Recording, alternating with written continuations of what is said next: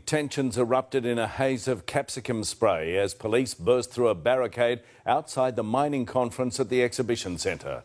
Protesters were ripped away in headlocks and handcuffed. The strong-handed police tactics later backed by the Premier. Mark Santomartino was there. In V formation like a human battering ram.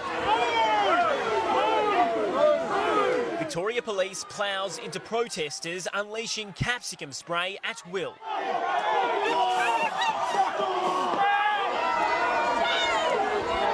A force desperate to arrest the climbers who hung an anti-mining banner to the top of Melbourne's exhibition centre. You don't need to do this, you've already backed off. Those protecting their dissent were ripped away from the pack and driven into the ground one at a time, knees in their backs, as their hands were cable tied. Stop resisting! Let your hand go! Let it go! The climbers were also sprayed on their way down, dragged around the neck while still attached to their harnesses. After making at least 17 arrests, police were jeered as they began their retreat. Don't destroy the world!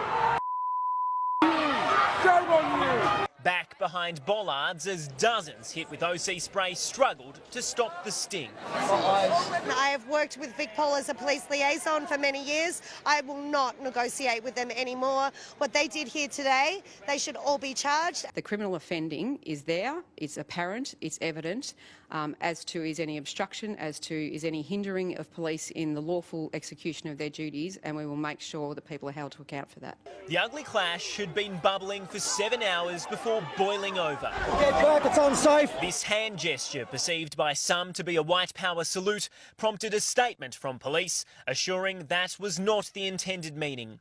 Compared to yesterday, the protesters may have been down in number, but their spread and impact made up for it, blockading entrances and supergluing themselves to the car park. People inside are climate criminals causing massive destruction to Indigenous communities. Not satisfied that they were causing enough disruption, the protesters took to the street, linking arms to block traffic down Clarendon Street. One sneaked inside the mining conference, gluing herself to a podium. You can't do that! I'm connected! Moments earlier, Australia's Resource Minister delivered his opening address. So often, these radical green activists present themselves with a lot of huff, a lot of puff, but so often they don't blow the house down. Outside, those confronting delegates were swiftly moved on. I narrowly missed hitting my head on the pole, which might have been a lot worse. Police conduct backed by the Premier in Parliament. I don't think that it's been excessive at all, but if it's not peaceful, police will step in and take the action necessary. Action and reaction keeping the protests' point in the dark. That we need to keep all fossil fuels in the ground. Climate change is getting worse. It is getting worse. Carbon trading hasn't worked. Nothing has worked. Renewable energy won't happen without mining. You know, a wind farm is made of elements from the mining industry.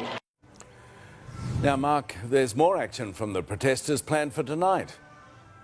Extinction Rebellion are just behind me, warming up, Pete, for 45 minutes of what they've termed Dancing with Death. In a couple of minutes, they'll march over towards Crown Casino in protest of a dinner that's being held at Palladium tonight by some of the conference bigwigs. Now, I'm not expecting that to be anywhere near as confrontational as what we saw today, but those protesters who bore the full force of Victoria Police say they won't be intimidated by the tactics and will be there at first light tomorrow morning outside the convention centre for the final day of this exhibition.